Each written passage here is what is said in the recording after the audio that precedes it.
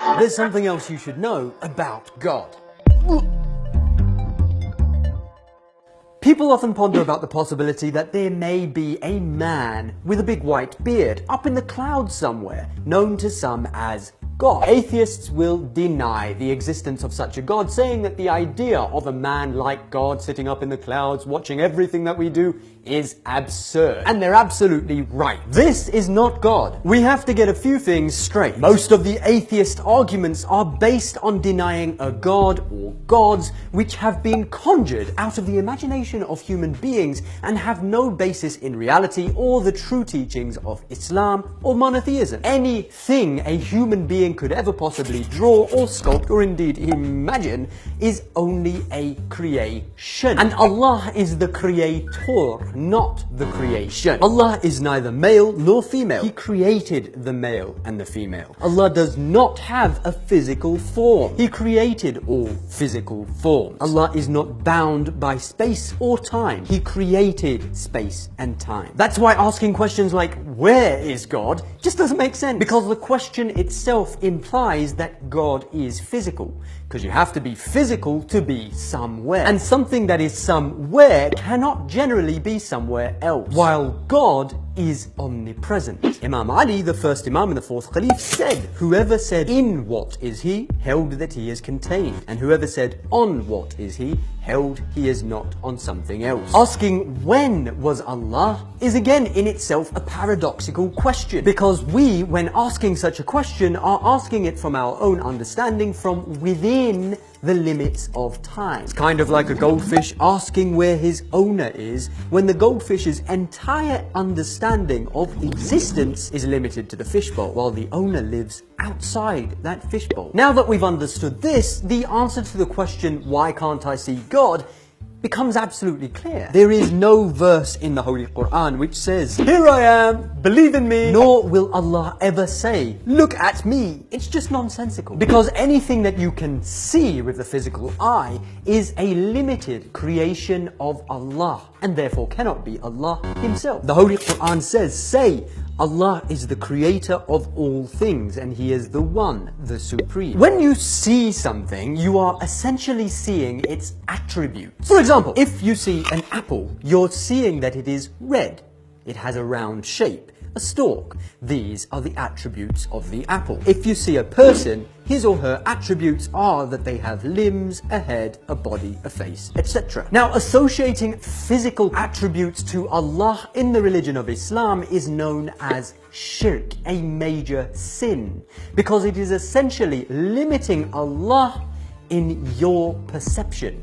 And Allah in reality is unlimited. Imam Ali eloquently explains that this is because every attribute is a proof that it is different from that to which it is attributed, and everything to which something is attributed is different from the attribute. The redness of the apple is a separate physical attribute which we associate with the apple. The very fact that we can differentiate between the attribute, i.e. the redness, and the attributed, i.e. the apple, proves that the attribute and the attributed are two separate things, but Allah is one. The Holy Quran says, glory be to your Lord, the Lord of honor, above what they describe. Unable to grasp this concept, people have always fallaciously attributed partners to Allah. They try to visualize Allah as an all-powerful jinn or a man, or even try to show that He has begotten sons or daughters. The Holy Quran says, and they make the jinn associates with Allah, while He created them, and they falsely attribute to Him sons and daughters without knowledge. Glory be to Him, and highly exalted is He above what they ascribe to Him. Allah is not any kind of imaginable existence. Glory to the Lord of the heavens and the earth, the Lord of the throne of authority. He is free from the things they attribute to Him. It's a question which children ask. Will I see God when I go to heaven? And the reason they ask this question is because they have not yet developed the maturity to understand that Allah cannot be seen. There's nothing to physically see except the signs of Allah, i.e.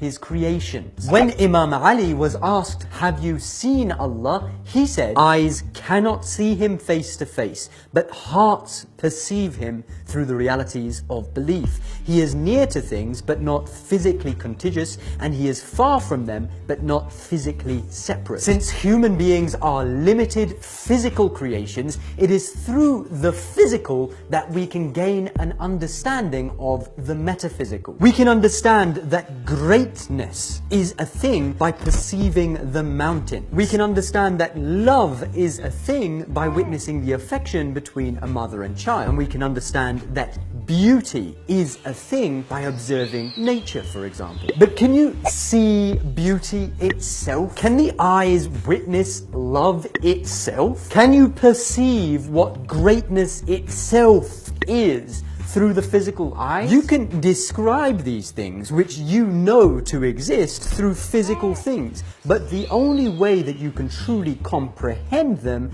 is through the eyes of the heart. And Allah is the source of all beauties, of all love and all greatness. The source itself can never be seen, but the signs of that necessary existence, which can be observed through the limited physical dimension, can be seen. The Holy Quran reminds us, "And when you said, O Musa, we will not believe in you until we see Allah manifestly, so the punishment, the lightning bolt, overtook you while you looked on." There's something for you to look at. Now, atheists will sometimes come along and say, "There are thousands of gods, why don't you believe in any of them?" They'll say that they're smarter because they believe in just one less god than you. But they've missed the point. Allah does not need to be proven. What needs to be proven is the non-existence or the limited nature of all other false gods or deities. Once we've eliminated all fallacies and misconceptions about false gods, Allah, the absolute oneness, the united being, the necessary existence, becomes absolutely clear. That's why to be Muslim you have to first realize that La ilaha, there is no God, and then realize illallah, except the God, i.e. Allah. Many of those who claim to believe in God have actually not done the first step, i.e. rid themselves of any false gods. Ironically, atheists have. What remains is for us to recognize that there is something else, some force, some love, some mercy, which has a major role to play in life, the universe, and everything. There have always been a small number of people throughout the ages who have recognized the existence of one unified creator, while most people have always misinterpreted the reality and imagined false gods or deities of their own. Hinduism, for example, famously boasts many deities. Some say 33 million gods and goddesses. But some scholars state all deities are typically viewed in Hinduism as emanations or manifestations of a genderless principle called Brahman, representing the many facets of ultimate reality. Most ancient Greeks recognized the 12 major Olympian gods and goddesses, although philosophies such as Stoicism and some forms of Platonism use language that seems to assume a single transcendent deity. Great thinkers, prophets, philosophers,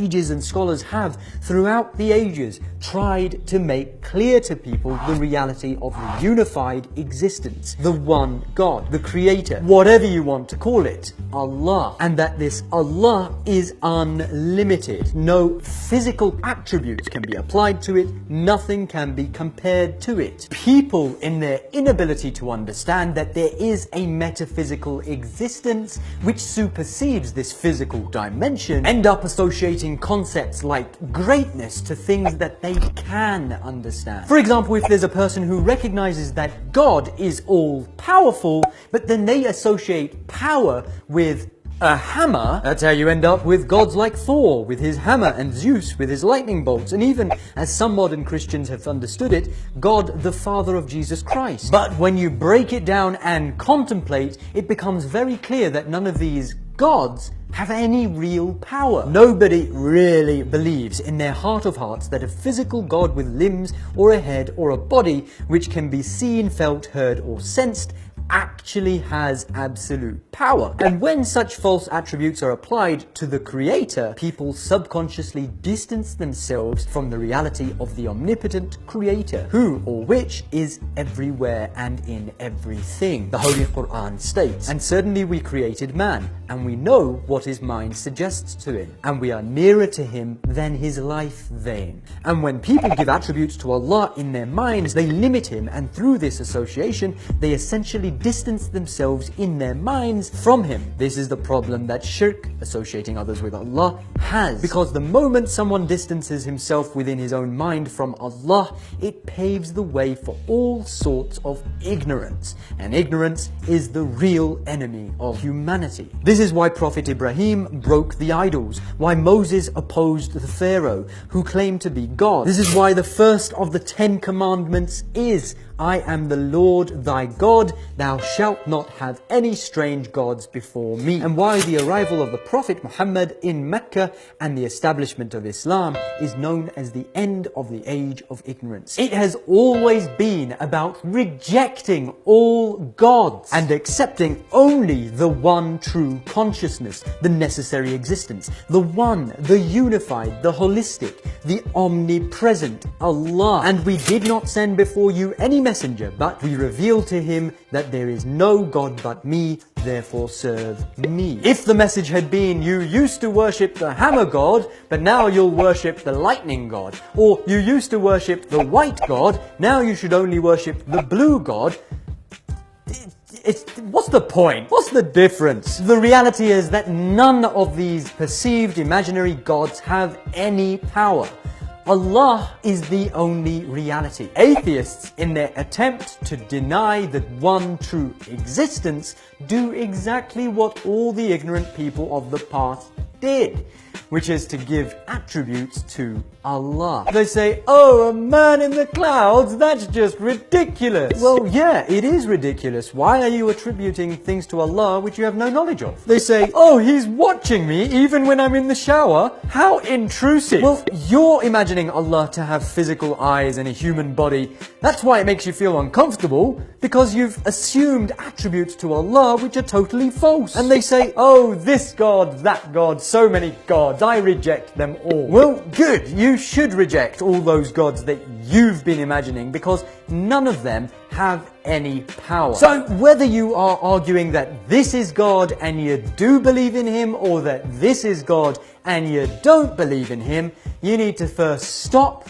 rewind, reanalyze, and realize that first of all, this is not God. Once we've done that and we've recognized La ilaha, then we can start to talk about illallah, about whom Imam Ali says, "Praise is due to Allah, whose worth cannot be described by speakers, whose bounties cannot be counted by calculators, and whose claim to obedience cannot be satisfied by those who attempt to do so, whom the height of intellectual courage cannot appreciate, and the divings of understanding cannot reach. He for whose description no limit has been laid down, no eulogy exists, no time is ordained, and no duration is fixed." Whew, that was deep. You might want to watch that one again. Don't forget to share, like, subscribe, etc. You know the drill.